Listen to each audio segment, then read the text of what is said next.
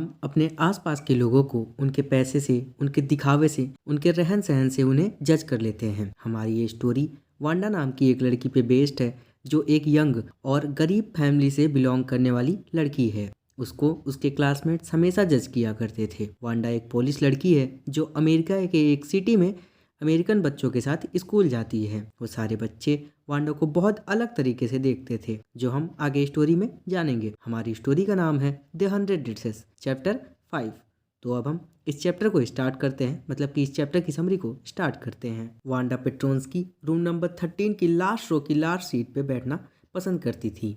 वहाँ पे ऐसे लड़के बैठते थे जिनके अच्छे मार्क्स नहीं आते थे, मतलब कि ऐसे बच्चे जो पढ़ने में बहुत कमज़ोर थे। वो दिन भर शैतानी ही किया करते थे। रूम का वो ऐसा हिस्सा था जहाँ से सबसे ज़्यादा पैरों के पटकने की और हंसने की आवाज़ आती थी जब भी क्लासरूम में कोई फनी चीज़ होती थी। तो कोई भी ये नहीं जानता था वांडा क्लासरूम के सबसे लास्ट रूम में बैठना क्यों पसंद करती है। वो एक ऐसी जगह से आती थी जिसका नाम था बॉगिन्स हाइट। ये वो जगह थी जहाँ गरीब लोग रहा करते थे, मतलब कि जैसे जो बड़ी बड़ी सिटीज़ होती हैं उनके आउटर एरियाज़ में तुमने देखा होगा, जो गरीब लोग होते हैं वो अपने झुग्गी झोपड़ियाँ बना के उसमें रहा करते हैं। वहाँ पे गंदगी, मिट्टी, ये सब सारी चीज़ें बहुत ज़्यादा होती हैं। वांडा के पैरों में मिट्टी हमेशा लगी हुई होती थी। जब वो क्लासरूम में आती थी तो कोई भी उसके बारे में ज़्यादा नहीं सोचता था। आज वांडा अपनी सीट पे नहीं थी, लेकिन किसी ने उसके ना होने को फील नहीं किया। उसके स्कूल के सारे दोस्त उसके बारे में तभी सोचते थे जब वो स्कूल के बाहर होती थी।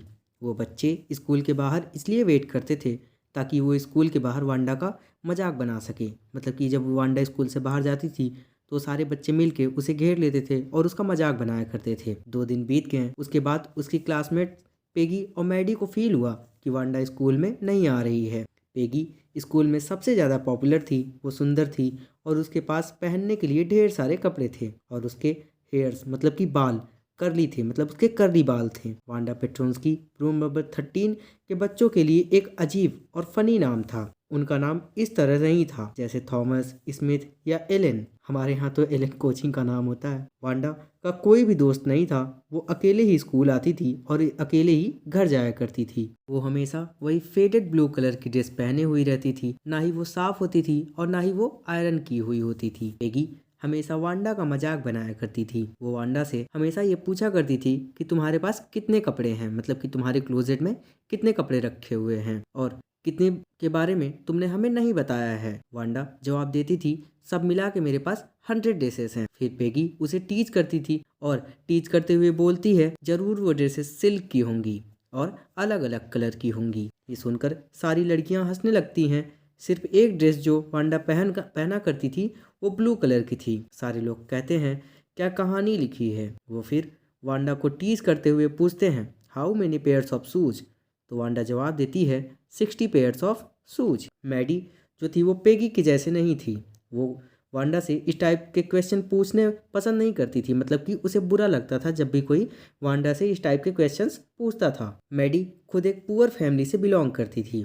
वो आमतौर पर पुराने कपड़े ही पहनती थी। जो दूसरे लोग, मतलब कि जो दूसरे लोग उसे पुराने कपड़े दे देते थे, मैडी उन्हीं सारे कपड़ों को पहना करती थी। उसे बहुत बुरा लगता था जब पेगी वांडा से इस टाइप के क्वेश्चन पूछती थी। वो सोचती थी काश पेगी वांडा को परेशान करना बंद कर दे। वो स्कूल के यार्ड में खड़ी होकर सोचती है किसी दिन पेगी और दूसरी लड़कियां उसे भी टारगेट कर सकती हैं। शायद पेगी पूछ बैठे जो ड्रेस उसने पहनी हुई है वो उसे कहाँ से मिली। फिर मैडी को ये बताना ही पड़ेगा कि वो ड्रेस उसने जो पहनी हुई है उसे वो ड्रेस पेगी की हुई, मतलब कि पेगी की दी हुई एक पुरानी ड्रेस है जो मैडी ने पहनी हुई है। मैडी ये सोच सोच के परेशान थी कि स्कूल में होने वाले ड्राइंग और कलरिंग कॉन्टेस्ट को कौन जीतेगा। लड़कियों के लिए कॉन्टेस्ट था ड्रेस की डिजाइन बनाना। सबको लगता था कॉन्टेस्ट जरूर पेगी ही जीतेगी। वो क्लास में सबसे बढ़िया ड्राइंग करती थी।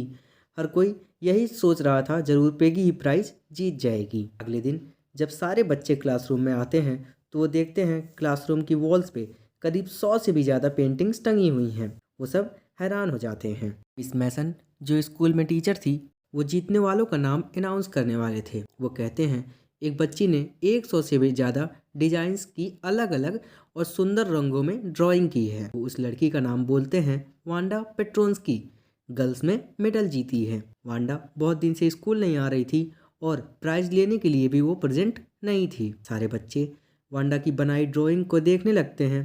पेगी और मैडी ने दो ब्लू और एक ग्रीन कलर की ड्रेस, जिनके बारे में वांडा हमेशा बताती थी, वो भी वहाँ में मतलब कि उस वॉल पे डिस्प्ले की गई थी। तो इसी के साथ इस चैप्टर की समरी यहाँ पे ख़त्म होती है। तो अब हम पेगी के कैरेक्टर स्केच को देख लेते हैं। पेगी जो थी वो असल में बुरी लड़की नहीं थी। वो अगर कोई छोटा बच्चा मतलब कि कोई छोटे बच्चों को अगर परेशान करता था तो पेगी उनको बचाया करती थी। अगर कोई एनिमल के साथ बुरा बिहेव करता था तो पेगी को बहुत बुरा लगता था और वो रोने लगती थी। वो वांडा से उसके ड्रेसेस और शूज के बारे में पूछती थी।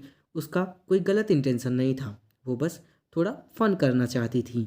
वो क्लास की सबसे पॉपुलर और सुंदर लड़की थी, वैसे ही जैसे ये वीडियो देख रही बच्ची है। तो इसी के साथ इस चैप्टर की समरी यहाँ पे ख़त्म होती है। मुझे उम्मीद है तुम सबको ये चैप्टर पसंद आया होगा। अगर तुम सबको ये चैप्टर या फिर ये वीडियो पसंद आता है तो चैनल को सब्सक्राइब करो और वीडियो को लाइक करना ना भूलना। तो यार मिलते हैं तुम सबसे अगले वीडियो में, तब तक के लिए टाटा बाय बाय।